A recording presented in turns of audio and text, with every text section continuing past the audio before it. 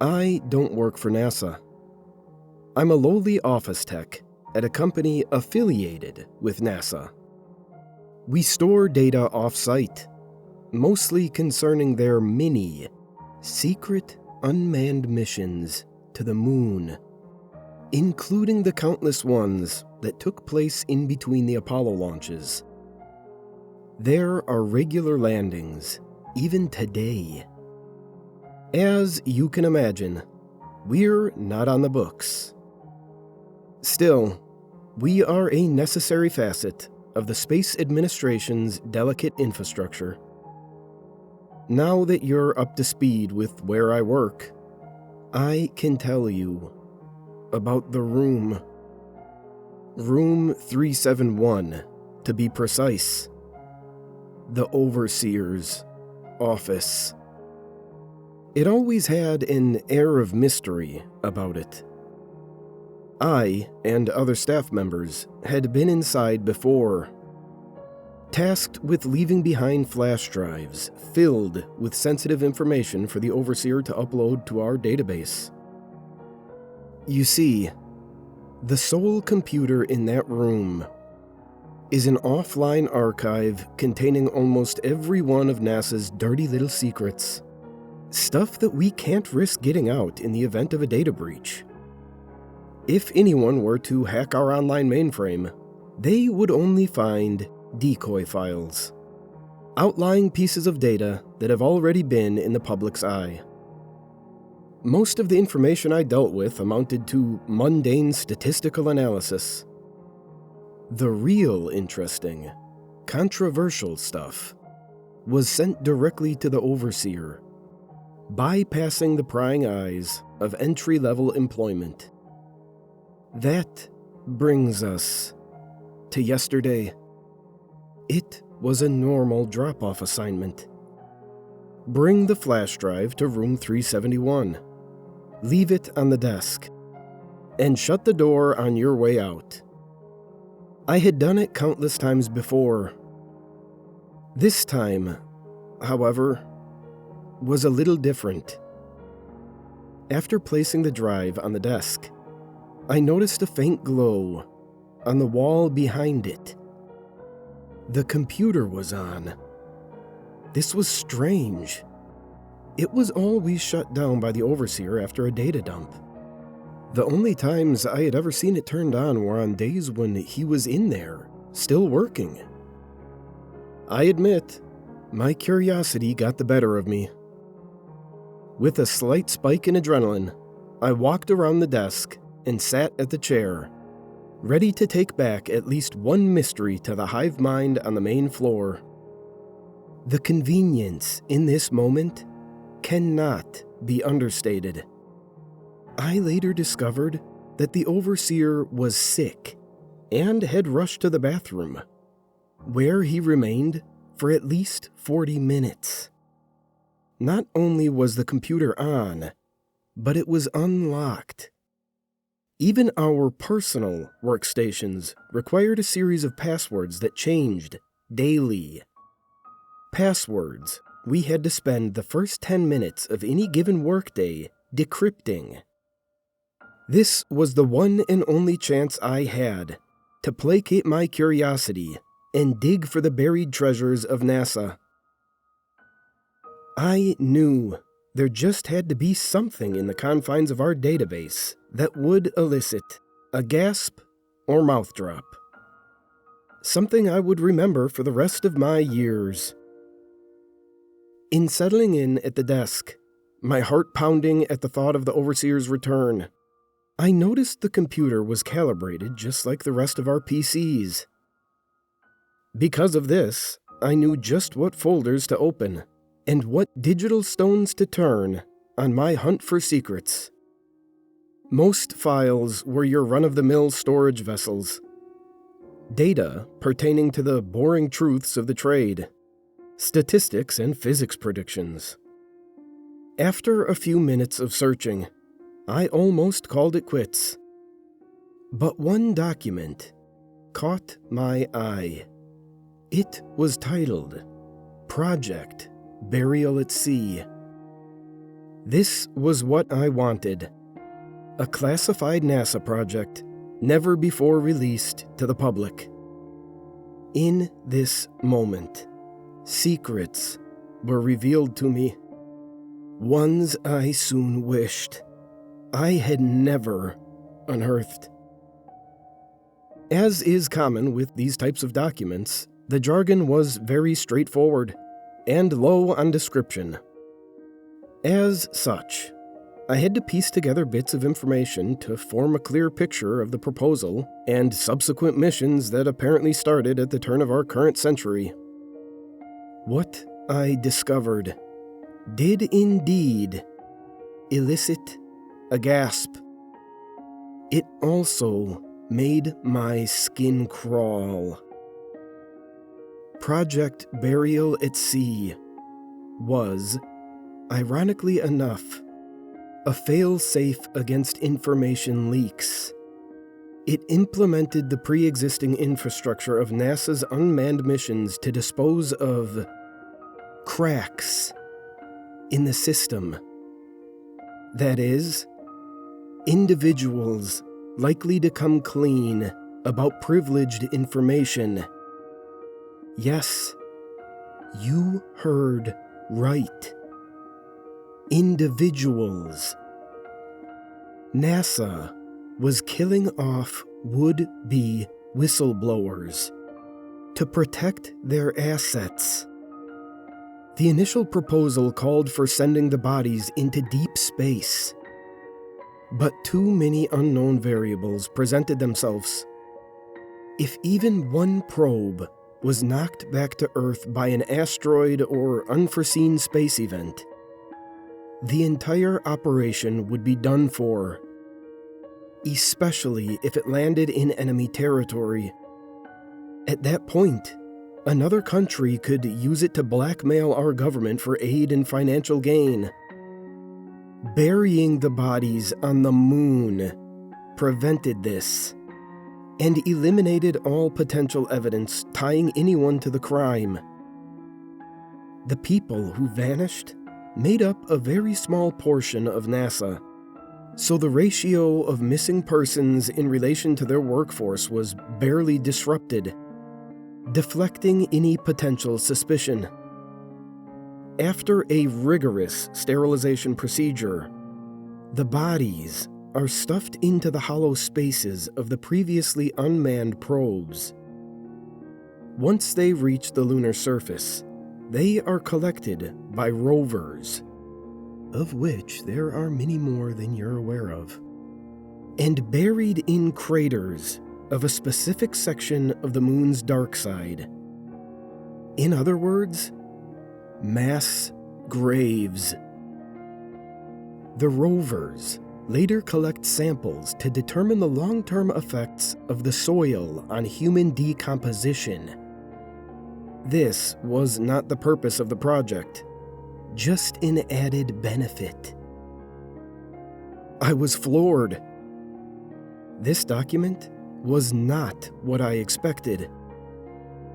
I couldn't believe this sort of thing would happen in our country, and at NASA of all places, an organization I was involved with. After closing the file and navigating back to the home screen, I left room 371 and shut the door, my worldview shattered. Upon returning to my workstation, my coworker, Bill, questioned me. Jack, where were you? Did you hear the overseer retching in the bathroom? Poor guy has that stomach bug that's been going around. I politely nodded, but offered no response to the initial query. Still shaken, Bill buried his face back in his work. Eventually, the overseer returned. The sound of room 371's creaky iron door slamming shut behind him as he resumed work at his desk. Beads of sweat formed above my brow as I wondered if he would notice something amiss and know I perused the archive. My heart began racing As the paranoia took hold, I had to tell someone about my discovery. Perhaps I misinterpreted the information. Maybe Bill could put my mind at ease. He was a nice guy, not the type to break a promise or betray his fellow worker. Bill, have you heard anything about NASA sending corpses to the moon? He stared at me a moment, an overly serious expression painted across his face. Then, he laughed. Jack, you are a card. Where do you come up with this stuff anyway? You should write a book. Without so much as a sound to alert his arrival, the overseer put his hand on my shoulder. I nearly jumped out of my skin. Jack, I've been meaning to talk to you. A big promotion in the works. Meet me in my office in 10 minutes. With that, he loosened his grip and traveled back to room 371. My eyes widened, and my heart sank. Bill noticed something was wrong. What's wrong, Jack? You look as though you've seen a ghost. Promotions are a big deal around here. Only one every few months or so. Lisa was promoted last year and went on to supervise one of those unmanned probe launches. Haven't heard from her since. I turned to Bill and met his gaze. Bill, it's been nice working with you. He smiled before turning back to his computer. You too, Jack. 10 torturous minutes came and went. I hesitantly made my way to room 371 and slowly opened the door. The overseer gestured for me to come in. Have a seat, Jack, and close the door. I unwillingly obliged. The thought of making a run for it crossed my mind, but I knew the security detail at the front gate would stop me. Drawing attention to myself would only serve to expedite my demise. So, what is this about? I asked, my breathing now labored and sporadic. Like I said before, it's a promotion. NASA is recruiting from its affiliate outfits to supervise some of their unmanned launches. You've been selected. I tilted my head in disbelief. But, sir, why me? I haven't done anything to warrant such a promotion, to my knowledge. He grinned. That's where you're wrong, Jack. We've been watching you. We know what you did. You can't deny it any longer. With a wicked smile, he stood up from his desk and walked over to me, his arms outstretched in my direction. His shadow covered the entire room, or at least it seemed that way in the moment. Without realizing it, I had backed myself into the corner, almost cowering in fear. That's when the door opened, and my co-workers flooded the room. Surprise! I stood upright, shocked. What's going on? Bill responded. Don't you know what day it is, Jack? The overseer pointed at his wall calendar. It was September 18th, which, according to them, was my hire date. It all makes sense now. It was a ruse. A practical joke at my expense.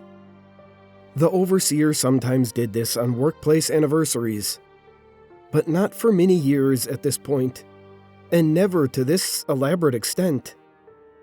I didn't even realize what day it was until they pointed it out. Did you really think I would leave my computer on, unattended? Bill chimed in. Bodies can't even decompose on the moon, Jack. There's no air. They both let out hearty laughs. I laughed too, thoroughly relieved. The rest of the afternoon was nice. After all was said and done, we returned to work, invigorated by the positive surge of energy and morale. After finishing my leftover tasks, I left with a smile on my face, happy to be Earthside, alive and well. This mood would follow me the whole way home. But it wasn't alone. When I parked in my driveway, someone pulled in behind me. The overseer stepped out of the car and greeted me with a friendly wave. Jack, can we talk? House calls were unorthodox in our line of work, but not unheard of. Of course, Coulter. Please come in. He followed me inside and joined me in the living room. I sat down, but he paced at the fireplace, looking over my family photos on the mantel. You know, what Bill said was true. Bodies don't decompose on the moon. That bit was added by NASA. They put falsehoods in all of their classified documents. It's another fail-safe, a detail they can point to in the event of a leak to make it seem illegitimate. I was utterly confused. I'm not sure I follow. What are you getting at exactly? He turned to me, a stern look painted across his face. It's all real, Jack. The dead bodies, the craters, everything. You should have never sat at my desk. I chuckled. Come on, Coulter. The joke's over. No need to drag it out. He wasn't laughing. This is no joke. You were hired in July, not September. I sent out a last-minute memo to everyone in an attempt to avert your suspicion. Here, we can discuss things privately. Very funny. You're forgetting about my wife and daughter. A smirk touched the side of his cheek. He tossed me an envelope. Inside were photos of my wife picking up our daughter from school. My heart sank. What the hell is this, Coulter? Are you following my family around? We've intercepted them. Let's just say they'll be late getting home tonight. The gravity of the situation was beginning to sink in. If everything I saw was indeed real, then I was now a target. I would soon become the next NASA casualty buried at sea. If I didn't escape and get help, Charlotte and Leslie would never be saved. My eyes darted for the door. Coulter noticed. I wouldn't run if I were you. I didn't come alone. My blood boiling. I was tempted to lash out in anger. Don't worry. They're safe. I remained silent, but livid. There are things in this universe you can't begin to understand. Things not only above your pay grade, but above your understanding. Things human words could never hope to describe. Human? I asked, perplexed by the wording. Yes, Jack. Let me show you. What happened next was enough to put my mouth on the floor. Using his right hand, in a single circular motion in the air, Coulter opened a portal. A fucking portal! One that seemed to connect my living room to the moon. I could even see Earth off in the distance. What in God's name is that? I shouted. Come, Jack. Get a closer look. As his hostage, I had no choice but to humor his demands. Upon stepping up to the void, still frazzled, I saw it. A crater filled to the brim with corpses. Why are you showing me this? I asked in a shaky voice. Just watch, Jack. I looked back to the scene and noticed something at the edge of the crater. 3 shadowy figures, far too tall to be human.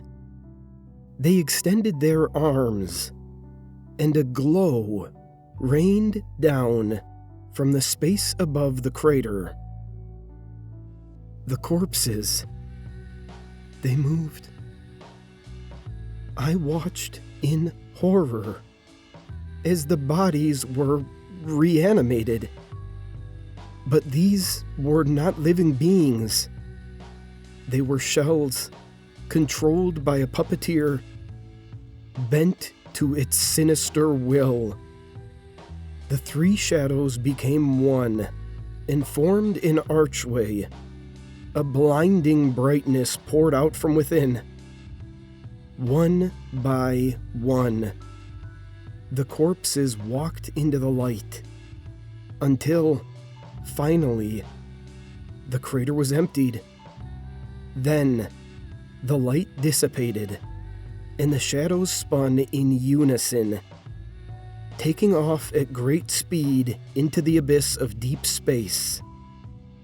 With another wave of his arm, Coulter closed the portal. I was speechless. You see, Jack, Project Burial at Sea is more of a safety measure. It's a necessary sacrifice to them. So, all those bodies? No. Only some were would-be whistleblowers. The rest, John and Jane Does, left at morgues across the country with no relatives to claim them. Where do they take them? To the place where they live. There, they are forced to build, stuck in the space between life and death for an eternity. Slaves of an alien race. It's a truly terrible fate. We would all be there right now, if not for the deal we struck back in 1947. These creatures don't bode well in our atmosphere. We placate their every need to keep them from developing a technology capable of mitigating the effect our air has on their bodies and spacecraft. I couldn't believe it. Everything I knew up to that point was a lie. Coulter walked to the door. I like you, Jack. That's why I'm telling you all of this. I want to keep you on. You're a good man and a good worker. If you don't want to end up like the poor souls up on that hunk of space rock, you'll keep your mouth shut. I heard a car pull in outside. Looks like your wife and daughter are home. We just took them out for ice cream. Before closing the door on his way out, the overseer turned back with a smile. See you on Monday, Jack.